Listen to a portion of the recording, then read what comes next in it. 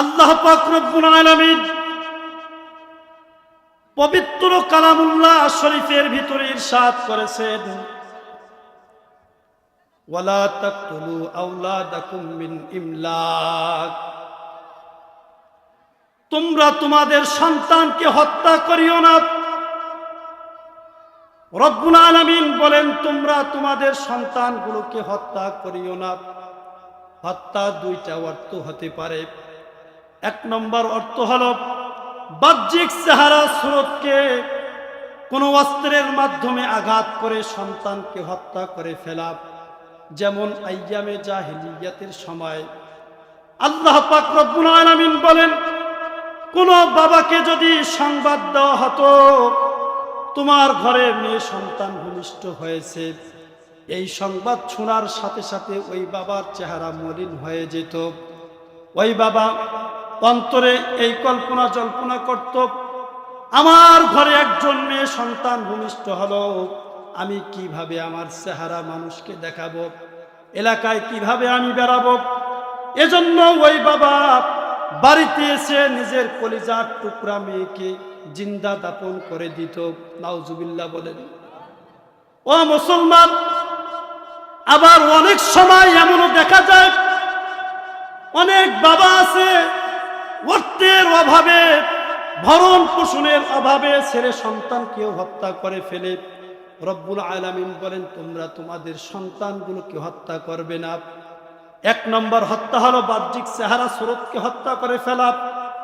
মুফাসসিরিনে কেরাম লিখেছেন, আরেকটা হত্যা হলো কোনো বাবা কোনো মা যদি সন্তানকে উত্তম শিক্ষায় শিক্ষিত না করে, কোরআনের শিক্ষায় শিক্ষিত না করে, সন্তানটাকে যদি মূর্খ বানায়, আল্লাহ পাক রব্বুল আলামিন বলেন এই সন্তানটাও হলো হত্যা। হত্যা সন্তান।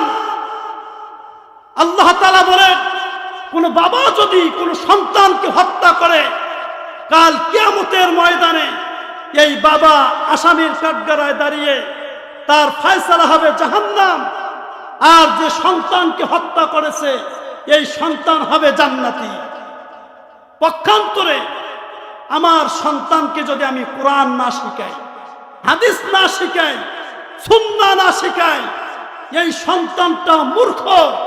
ইলম না শিখার কারণে এই সন্তানটাও হত্যা। আল্লাহ তাআলা বলেন, এই হত্যার কারণে কাল কিয়ামতের ময়দানে বাবাও জাহান্নামে যাবে, ওই সন্তানও জাহান্নামে চলে যাবে। এজন্য আল্লাহর রাসূল বলেছেন হাদিস শরীফের ভিতরে, তিরমিজি শরীফের ভিতরে হাদিসটা উল্লেখ হয়েছে, আল্লাহর রাসূল সাল্লাল্লাহু আলাইহি ওয়াসাল্লাম তিনি বলেন, মানা হালা ওয়ালিদুন ওয়ালাদান মিন নাহলিন আফজালা মিন আদাবিন হাসানিন। রাসূলুল্লাহ বলেন, কোন সন্তানকে যদি বাবা কোরআনের হাফেজ বানাইলো, আলেম বানাইলো, হাদিস শিক্ষা শিক্ষিত করলো, উত্তম আখলাক চরিত্র শিক্ষা দিল, বড়কে কিভাবে সম্মান করতে হয় এটা শিক্ষা দিল, ছোটকে কিভাবে সম্মান স্নেহ করতে হয় এটা শিক্ষা দিল, আল্লাহর রাসূল বলেন ওই বাবা মারা গেছে, সন্তানকে অর্থ দেয় নাই, সম্পদ দেয় নাই, ব্যাংক দেয় নাই, ব্যালেন্স দেয় নাই, কিচ্ছু দেয় নাই, বাড়ি দেয় নাই, ঘর দেয় নাই। আল্লাহর রাসূল বলেন এই বাবা ওই সন্তানকে পৃথিবীর শ্রেষ্ঠ সম্পদটা দিয়েই মৃত্যুবরণ করেছে। পক্ষান্তরে কোন বাবা ব্যাংক দিল, বাড়ি ব্যালেন্স দিল, টাকা দিল, অর্থ দিল, সম্পদ দিল, জমি দিল, জমি জায়গা দিল, ঘর দিল, বাড়ি দিল, সব কিছু দিল, সন্তানকে কোরআন শিক্ষালো না, সন্তানকে হাদিস শিক্ষা শিক্ষিত করলো না, ওই সন্তানকে সুন্নাহ শিক্ষা দিল না, উত্তম আখলাক শিক্ষা দিল না।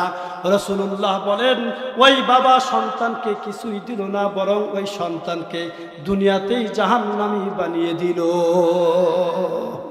মুসলমান, খুব মনোযোগ দিয়ে কথাগুলো বোঝেন। কারো সন্তান যদি বেয়াদব হয়, উত্তম আখলাক চরিত্র না শিখে, এই লোকটার দুনিয়াও বরবাদ, আখিরাতের জীবনও বরবাদ। আশরাফ আলী থানভী রহমতুল্লাহি আলাইহি, যাকে উপমহাদেশের ভিতরে শুধু নয় তামাম পৃথিবীর